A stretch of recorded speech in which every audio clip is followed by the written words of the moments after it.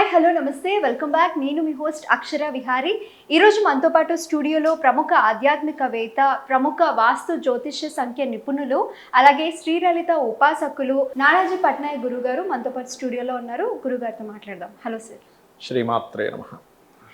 Sir, ఇది మన culture గురించి ఎంత చెప్పుకున్నా, ఎన్ని రోజులు చెప్పుకున్నా తక్కువే. బికాస్ తెలుస్తూ ఉండాలి ఎప్పటికీ, ఫర్ ఎవర్ మనం మన కల్చర్ గురించి తెలుసుకోవాలి, జపం చేయాలి, ఇలా జరుగుతూ ఉండాలి. అయితే రెగ్యులర్గా ఇది చాలా మంది మాట్లాడుకుంటూ ఉంటారు మన బొట్టు గురించి. వరల్డ్ వైడ్గా ఎక్కడైనా బొట్టు లేదా బింది అని అనగానే ఎవరికైనా గుర్తొచ్చేది ఇండియన్స్లో మొదటగా ఉమెన్.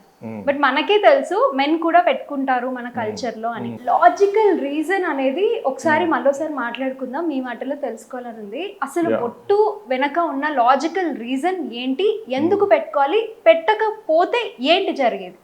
ఫస్ట్ ఆఫ్ ఆల్ ఏంటంటే అందరికీ తెలియాల్సిన విషయం, బొట్టు అనేటువంటిది కేవలం స్త్రీకి సంబంధించిన మాత్రమే కాదు, పురుషుడు కూడా పెట్టుకోవాలి. ఎందుకు పెట్టుకోవాలంటే ఫస్ట్ మనకి మీరు పునర్జన్మని అంగీకరించేటట్టయితే బొట్టు పెట్టుకుంటారు. పునర్జన్మని నమ్మేవాడు బొట్టు పెట్టుకుంటున్నా అంటే అర్థం ఏంటంటే నాకు పునర్జన్మ ఉంది అని నమ్ముతున్నాను అర్థం అనమాట. That is the main concept బొట్టు విషయంలో. రెండవది, మీరు పురుషులకి స్త్రీలని కనుక మీరు గమనించి చూసినట్లయితే స్త్రీలకి ఎక్కువ హార్ట్ అటాక్స్ రావు, తెలుసా మీకు? హార్ట్ అటాక్స్ కానీ జబ్బులు తక్కువగా వస్తాయి. కారణం ఏంటి అంటే బొట్టు వల్ల. పురుషులు కూడా రెగ్యులర్గా కనుక బొట్టు పెట్టుకున్నట్లయితే వాళ్ళకి health issues Rao. What is the reason అంటే మనకి షట్చక్రాలు ఉంటాయి, మూలాధార, స్వాదిష్టాన, అనాహత, ఇలా ఒక్కొక్కటి హార్ట్ చక్ర, థ్రోట్ చక్ర అని ఇట్లా ఒక్కొక్కటి ఉంటాయి. ఈ చక్రాస్ అన్నీ కూడా అలైన్ అవ్వడానికి బొట్టు బాగా పనికొస్తుంది, గుర్తుపెట్టుకోండి. ఓకే, ఆ రకంగా ఈ బొట్టు అనేటువంటిది ఏదో ఇందులో రకరకాలు చెప్పబడ్డాయి. ఇప్పుడు శ్రీ వైష్ణవులు ఉంటారు, వాళ్ళు మొత్తం ఇక్కడ ఒకటి, ఇక్కడ ఈ రెండు చేతుల మీద, ఈ సైడ్స్ ఇట్లా గోవిందనామాలు చదువుతూ పెట్టుకుంటారు. అదేవిధంగా బొట్టు అనేటువంటిది ఏంటంటే ఫస్ట్ ఆఫ్ ఆల్ మీకు ఉన్నటువంటి అనేకమైనటువంటి దోషాలను తొలగిస్తుంది అనేటువంటిది శాస్త్రవచనం. ఓకే, అది అలాగే మీరు అనుకోవచ్చు, ఏమండి బొట్టు పెట్టుకొని కూడా అనారోగ్యంగా ఉండడా అంటే బొట్టు పెట్టుకునే వ్యక్తికి అనారోగ్యం అనేటువంటిది కంప్లీట్గా వస్తుందని మీరు ఏమైనా గ్యారంటీ ఇవ్వగలరా అని. ఇక్కడ ఒకటే ఏంటంటే అమ్మ ఒకటి గుర్తుపెట్టుకోండి, మీకు ఏదైనా ఇబ్బంది వచ్చింది లేకపోతే ఏదైనా అయింది, ఎగ్జాంపుల్ మీ లైఫ్లో సంథింగ్ డిస్టర్బ్ అయ్యారు మెంటల్గా, ఏం చేస్తారు? అబ్బా నేను కొంచెం ప్రశాంతంగా ఉంటాను, నన్ను ఎవరో డిస్టర్బ్ చేయకండి అంటారు. అవునా? అంటారా కదా? లేదా నేను కొంచెం ప్రయత్నిస్తాం, ప్రశాంతంగా నేను మెడిటేషన్ చేస్తా, లేకపోతే ఏదైనా ఒక పాట వింటా, మ్యూజిక్ వింటా, నేను కొంచెం నా డిస్టర్బెన్స్ పక్కకు పోవడానికి. అంటే మీరు డిస్టర్బ్లో ఉన్నటువంటి సిచ్యువేషన్ నుంచి బయటపడాలంటే ఏం చేస్తున్నారు? ఏకాంతంగా ఉండడం కానీ ఏదైనా ఒక మంచి వెతుక్కుంటున్నాం కదా. అంటే మీరు డిస్టర్బెన్స్ని తగ్గించేది ఖచ్చితంగా ఏకాంతం, అవునా కదా? ఆర్ సంథింగ్ ఒక మెడిటేషన్లోకి వెళ్ళడం, ఆర్ సంథింగ్ ఒక ఏదైనా ఒక సాంగ్ విన్నాం, రిథమిక్గా ఉండే ఒక సాంగ్ విన్నాం. బొట్టు పెట్టుకునే అలవాటు ఉన్నటువంటి వ్యక్తి 99% ఆఫ్ పీపుల్ పూజ చేస్తారు. పూజ చేసుకున్నప్పుడు మనం చేసేది అంటే ధ్యానంలోకి వెళ్తాం, అది ఏకాంతంగా ఉండడమా కదా.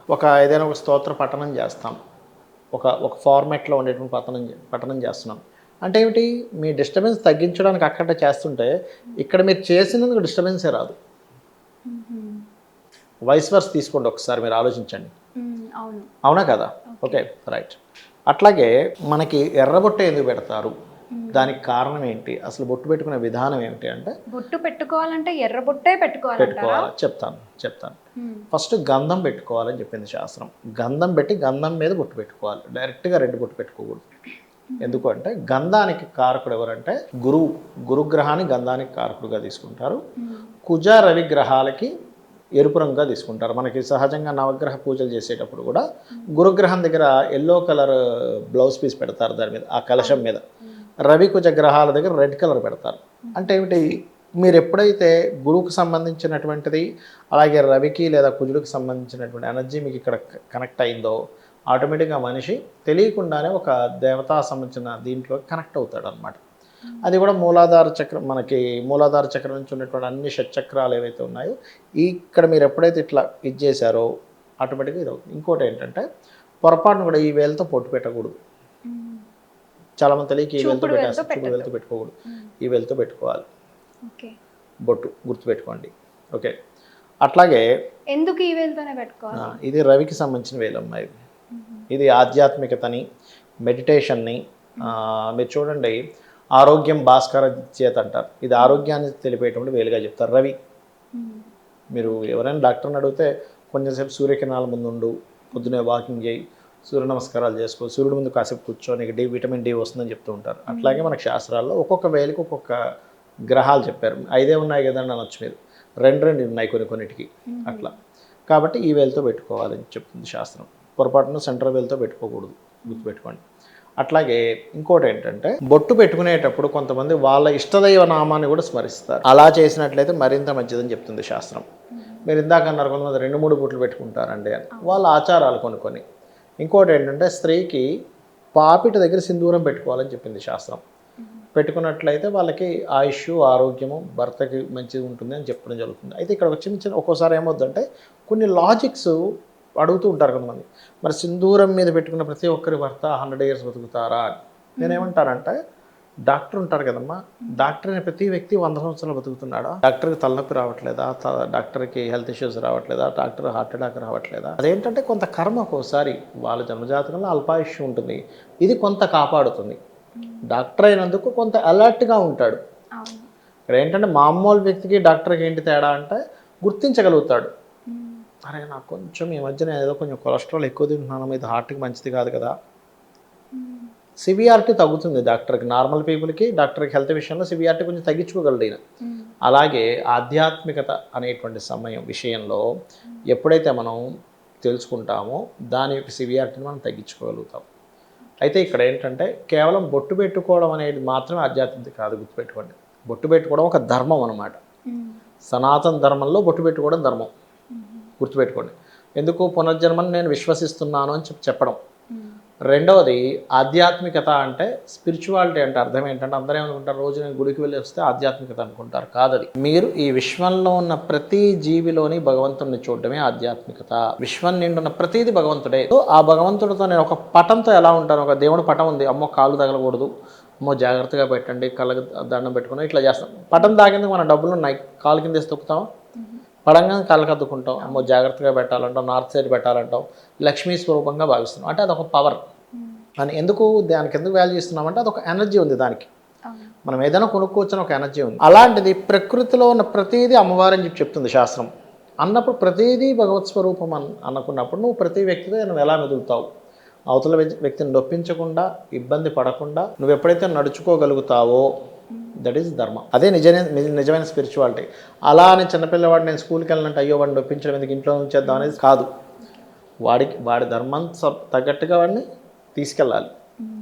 ఏడుస్తున్నా సరే తీసుకెళ్ళాలి, ఎందుకంటే రేపు పొద్దున్న బాగుపడతాడు వాడు ఏడుస్తున్నా సరే తీసుకెళ్తే. అలాగే ఒక భర్త బాగా రోజు తాగి వస్తున్నాడు, అమ్మో భర్తనేమి అడగకూడదండి, తప్పండి అనుకోకూడదు. అక్కడ అడగొచ్చు, లేకపోతే భర్త యొక్క ఆరోగ్యం దెబ్బతింటుంది.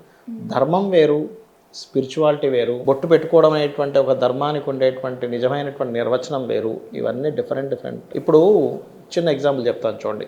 అహింసో పరమ ధర్మ అని చెప్పి మన శాస్త్రాలు చెప్తున్నాయి. అహింస చేయకూడదు అని, అది అహింసే చేయాలి, హింస చేయకూడదు అని చెప్తుంది. అంటే ఏంటి? హింస చేయకూడదు, అహింసే పరమధర్మం. అంటే అహింస నువ్వు పాటించు, హింసను చేయొద్దని చెప్తుంది శాస్త్రం. మరి అలాంటప్పుడు శ్రీకృష్ణ పరమాత్మ దగ్గరుండి యుద్ధం చేయించి అంతమంది చంపించేసేదేంటి అని అనిపిస్తుంది. అక్కడ ఏంటంటే శ్రీకృష్ణ పరమాత్మ చెప్పింది నీ ధర్మం నువ్వు చేయని చెప్పడం. నీ ధర్మం ఏంటి? క్షత్రియ ధర్మం. క్షత్రియ ధర్మంలో ఉన్నవాడు ఇప్పుడు బార్డర్లో మిలిటరీ వ్యక్తి ఉన్నాడు, ఆర్మీలో, అయ్యో ఆ వ్యక్తిని నేను చంపడం అనుకుంటే వాడు వచ్చి మన దేశాన్ని ఆక్యుపై చేసుకుంటాడు, అందరినీ ఇక్కడ బానిసలు చేస్తారు.